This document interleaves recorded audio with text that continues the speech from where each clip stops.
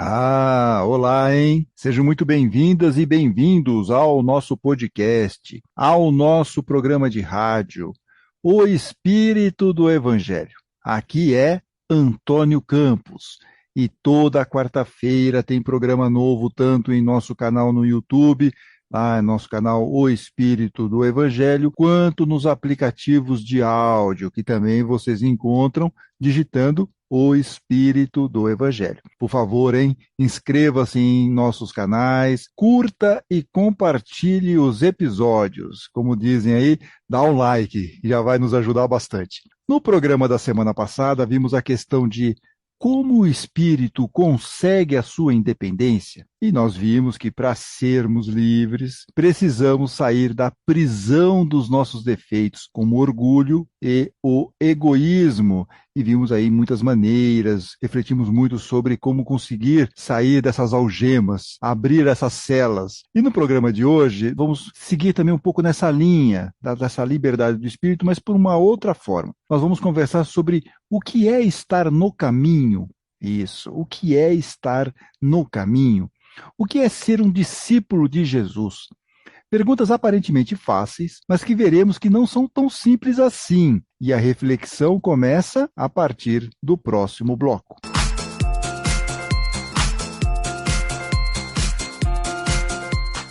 Vocês podem estar em dúvida, né? Assim, que conversa é essa, né? Estar no caminho, ser discípulo de Jesus, o que tem uma coisa a ver com a outra? Então nós vamos aqui esclarecer para vocês. Lá nos primórdios, no início do cristianismo, os discípulos de Jesus eram conhecidos por os seguidores do caminho. Os seguidores do caminho. Eles ainda não eram chamados ou conhecidos como cristãos. Prática que ficou mais usual, né, chamá-los de cristãos, ficou mais usual no final do século I. Em Atos dos Apóstolos, só para vocês terem uma ideia sobre essa nomenclatura, os seguidores do caminho, nós vamos pegar aqui uma frase de Paulo, que está no capítulo 22, no versículo 4 de Atos dos Apóstolos. Diz lá Paulo: persegui os que seguiam o caminho e fiz com que alguns fossem condenados à morte. Então aqui é uma das referências dentro de Atos dos Apóstolos, mostrando que os seguidores de Jesus eram conhecidos naqueles começos, naquele primórdio, como os seguidores do caminho. E aí vocês devem estar se perguntando, mas por que esse termo? Né? De onde vem seguidores do caminho? Que caminho é esse? Como que surgiu essa frase? E os estudiosos, eles vão tentar explicar essa questão, vão na frase de Jesus. Aliás, uma frase antológica, que está no Evangelho de João, no capítulo 14, versículo 6. É uma das referências possíveis e a mais forte. Então diz lá Jesus no Evangelho de João: eu sou o caminho, a verdade e a vida. Ninguém vem ao Pai a não ser por mim. Então, eu sou o caminho, a verdade e a vida. Ninguém vem ao Pai a não ser por mim, disse Jesus lá no Evangelho de João, no capítulo 14, versículo 6. E essa é uma pista importante para compreendermos o conceito de seguidores do caminho. O caminho para sermos pessoas melhores, espíritos mais evoluídos, atenção, rufem os tambores, os ensinos de Jesus. Os ensinos de Jesus. Aqueles primeiros discípulos seguiam estes ensinamentos, por isso eram conhecidos por seguidores do caminho. O teólogo e escritor brasileiro Ed Renekiewicz afirma no livro Talmidim 52 que o discípulo de Jesus é aquele que se relaciona com o mestre com tamanha intimidade que, aos poucos, vai se tornando igual a Jesus. Kiewicz diz ainda que o convite do mestre para seguirmos em seu caminho, ao seu lado, é muito simples. Então ele simula aqui esse convite de Jesus. Venham comigo, fiquem perto de mim, andem comigo. E aos poucos, atenção, vamos grifar, aos poucos, de tanto andar comigo, vocês vão se tornar pessoas iguais a mim. Essa é a frase aqui do Ed Renekiewicz, simulando aqui o convite de Jesus para nós seguirmos aí no caminho. Então, se perseverarmos no caminho, seguir essas orientações de Jesus, e que também estão contidas na doutrina espírita, como vocês sabem, nós vamos aos poucos De tanto estar em contato com esses ensinamentos do Mestre, nós vamos nos tornar espíritos melhores, mais evoluídos. Por isso, como dissemos no episódio, as desculpas esfarrapadas para não ser caridoso não é simplesmente entregando uma cesta básica, por exemplo, que a pessoa vai automaticamente ser um espírito melhor. Porém, ao fazer esse ato, ter essa atitude, é o início de uma jornada de transformação. Pode ser o início de uma jornada de transformação, depende só da pessoa que está fazendo esse gesto. Mas simplesmente o gesto de entregar uma cesta básica ou fazer aí algum tipo de doação ou de ajudar o próximo não é o fim em si mesmo. Tem uma série de outros requisitos que nós vamos ver aqui. Então é o início de uma jornada de transformação se a pessoa conseguir compreender que ela tem que seguir essa jornada, ela está realmente entendendo qual o significado dessa jornada. E ela vai seguir esse caminho, vai fazer essa jornada com coração, com amor. Ela está realmente acreditando, com fé, ela vai acreditar naquilo. Então depende muito da pessoa. Entregar mecanicamente ou fazer algo apenas para mostrar que está fazendo caridade, muitas vezes a conta não fecha. Não quer dizer que a pessoa está se transformando. Veja o exemplo recente daquele cidadão do interior aqui de São Paulo, que toda quarta-feira doava marmitas para pessoas carentes. Então um dia ele resolveu gravar um vídeo em que dizia para uma pessoa necessitada que estava lá recebendo a marmita que não daria mais a comida porque ela iria votar em um candidato que ele não apoiava. Ou seja, a pessoa que estava entregando a marmita não ia entregar mais a marmita para aquela pessoa que estava passando por necessidade, porque ela estava dizendo que ia votar num candidato que não era o mesmo da pessoa que estava entregando. Então, por causa disso, ele falou, você não recebe mais marmita. E o assunto teve grande repercussão. E ele precisou até se desculpar pelaquela atitude e tudo mais. Então, para vocês verem que não basta apenas você ter uma atitude que aparentemente é caridosa. Pode ser o início de uma transformação, pode ser o início de um processo, mas isso não quer dizer que a pessoa já se transformou só ao dar uma marmita, ou dar uma cesta básica, ou fazer uma doação. Exige um pouco mais aqui de nossa parte, rumo a essa transformação. Tanto que o Espírito São Luís diz no final do capítulo 13 de O Evangelho segundo o Espiritismo, é a última coisa que existe lá nesse capítulo 13, que o verdadeiro cristão vê irmãos em todos os seus semelhantes e para socorrer o necessitado, atenção, não procura saber a sua crença, a sua opinião, seja qual for, inclusive opinião política. E aí o São Luís faz a seguinte pergunta: seguiria ele o preceito de Jesus, que manda amar até mesmo os inimigos, se repelisse um infeliz por ter crença diferente da sua? Olha que pergunta interessante. Seguiria ele o preceito de Jesus Cristo, que manda amar até mesmo os inimigos, se repelisse um infeliz por ter crenças diferentes da sua? E aí São Luís encerra dizendo o seguinte: que o socorra, pois, sem lhe interpelar a consciência. Que ajude, sem ficar fazendo pergunta, para que time que você torce, qual é o tipo de refrigerante que você gosta, nada disso, sabe? Sem essas perguntas, você ajuda, você socorre. Então, essa é a verdadeira caridade. É a pessoa que já está um passo na frente dentro da ideia de transformação moral. Ela está seguindo verdadeiramente no caminho quando ela se faz essas perguntas e toma cuidado com esses comportamentos. Reparem, como aqui temos uma questão importante para nós. Podemos achar que estamos no caminho, podemos acreditar que estamos fazendo o bem, que seguimos a Jesus. Mas como vimos na explicação de São Luís, e no exemplo aí do rapaz da marmita aí do interior de São Paulo, ainda falta muito chão para muitos de nós estar ao lado do Mestre de verdade, de fato, e não apenas na aparência. E por que isso acontece? É o que veremos no próximo bloco, o auto-engano de achar que estamos seguindo no caminho certo, no caminho correto.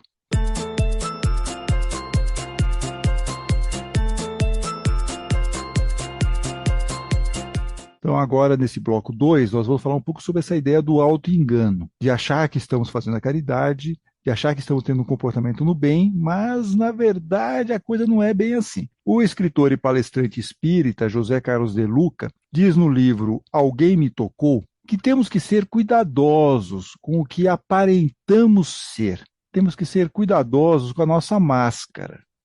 como nós nos apresentamos para as pessoas. Os gestos que exteriorizam uma atitude de fé nada representam se não tivermos esse sentimento de irrestrita confiança no poder divino que está ao mesmo tempo dentro e fora de nós. Tá? Então, o nosso processo é interno, nós temos que lembrar disso. O José Carlos de Luca diz aqui para nós que na cura, ou seja, nessa nossa transformação moral, importa muito mais o que fazemos interiormente do que os nossos gestos exteriores. E aí dá conflito.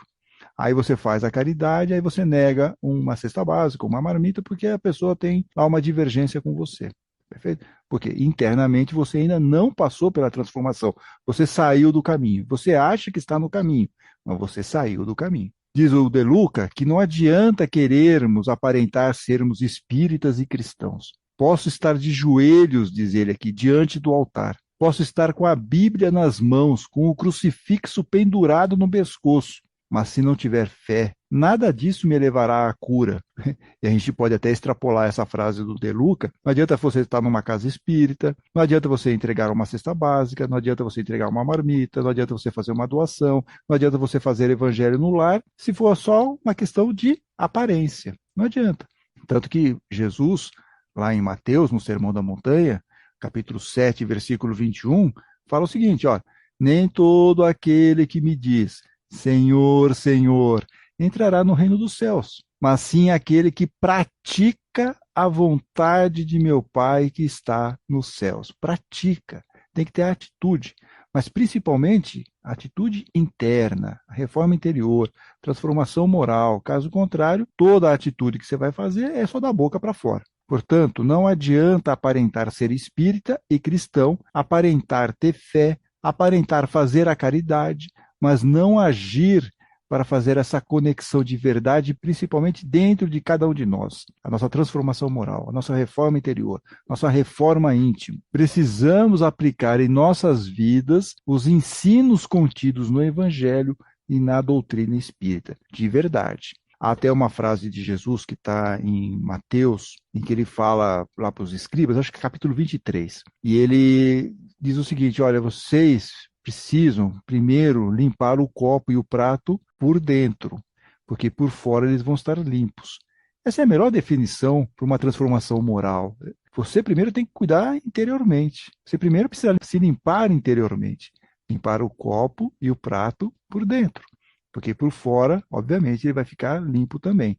Então, essa é a ideia aqui, que temos que aplicar em nossas vidas esses ensinos contidos no Evangelho e na doutrina espírita. E assim, claro, né, seguirmos no caminho de verdade, sermos os seguidores do caminho. Só assim seremos discípulos verdadeiros de Jesus. Só assim conseguiremos a nossa transformação de verdade. E quando entramos em contato com esse caminho, nós vamos abrir os nossos olhos espirituais. E aí precisamos ter em mente que perseverar nessa jornada é muito importante. Que não dá para caminhar só um pouquinho e pronto. Não, não é assim. Como disse o teólogo Ed Renekiewicz, que mencionamos no primeiro bloco, quando ele simula lá um convite de Jesus para seguirmos no caminho ao seu lado, venham comigo, fiquem perto de mim, andem comigo, e aos poucos, de tanto andar comigo, vocês vão se tornar pessoas iguais a mim. Então nós temos que andar com ele muito, né? Não é pouca coisa. E essa caminhada é um processo contínuo. Eu vou dar aqui um exemplo que talvez fique mais fácil aqui para nós entendermos, para nossa reflexão. É como ir à casa espírita, passar pelo tratamento espiritual, terminar, obviamente, o tratamento e achar que pronto, o processo está finalizado. Ah, estou limpinho, estou beleza, estou zero bala. Só que não é assim, né?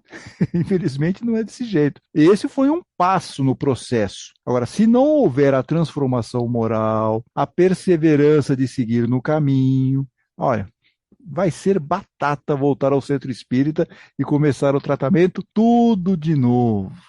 E tem uma passagem no Evangelho que sintetiza bem tudo isso que estamos refletindo nesse episódio em relação a essa ideia de estar no caminho e como nós temos que perseverar neste caminho, que esse caminhar não tem fim, esse caminhar tem que ser constante. E esse é o caso do cego de Jericó. que está em Marcos, Mateus e Lucas. E nós vamos pegar aqui a versão de Marcos, porque Marcos nos dá o nome desse cego.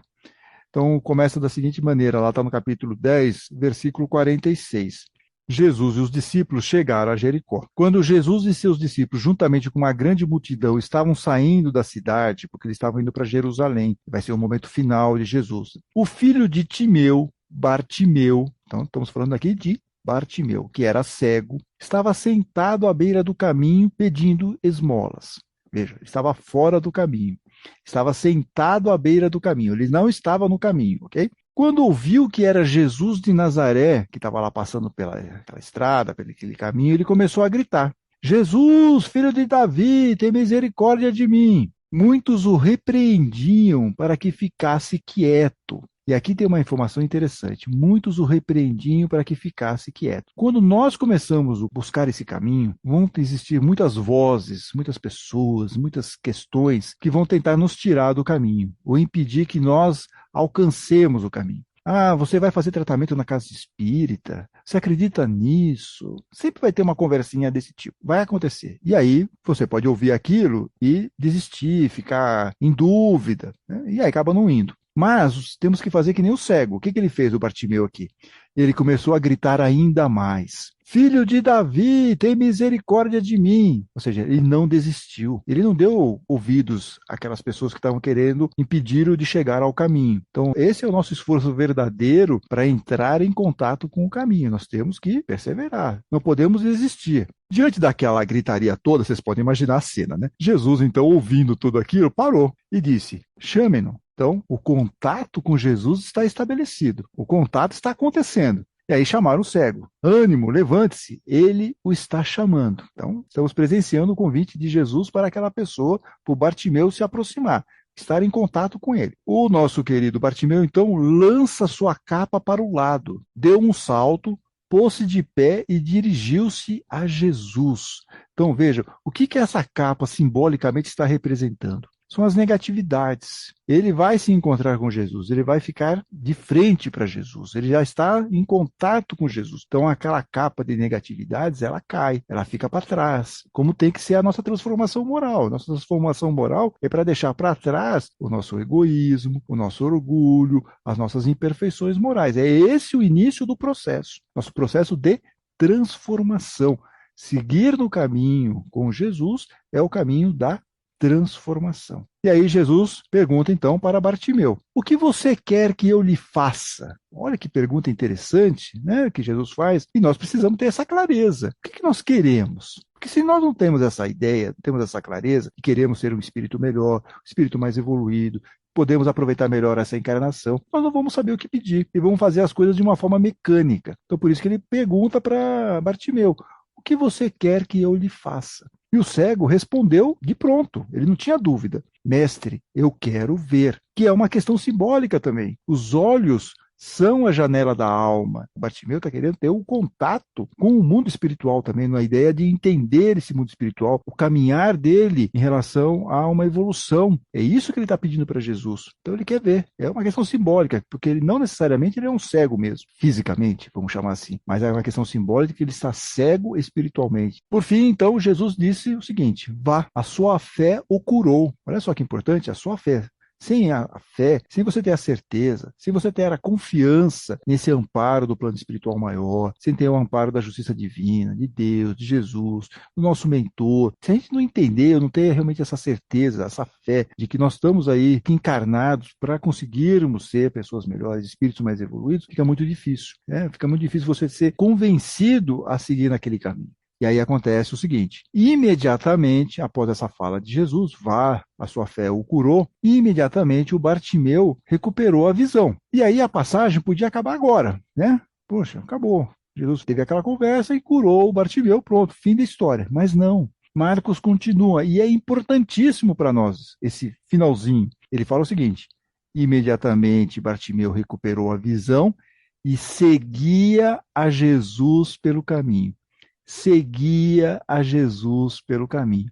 E aí sim a passagem acaba. Portanto, muitos de nós, com o contato na doutrina espírita, com o evangelho, já estamos enxergando, já estamos tendo uma visão melhor do que precisamos fazer para alcançar a nossa evolução espiritual. No entanto, esse trabalho nunca termina e, como o Bartimeu nos mostrou, precisamos seguir a Jesus o tempo todo pelo caminho. Bacana, né? E aí eu faço a seguinte pergunta para vocês aqui, para nós encerrarmos o programa. Conte aí nos comentários, depois de tudo isso que nós conversamos, de todas essas passagens que nós vimos aí no programa de hoje, você acha que você está seguindo realmente no caminho ou não? Se gostaram do programa, por favor, não deixe de curti-lo. E na semana que vem, na próxima quarta-feira, teremos episódio novo. Até lá, fiquem bem, fiquem com Deus.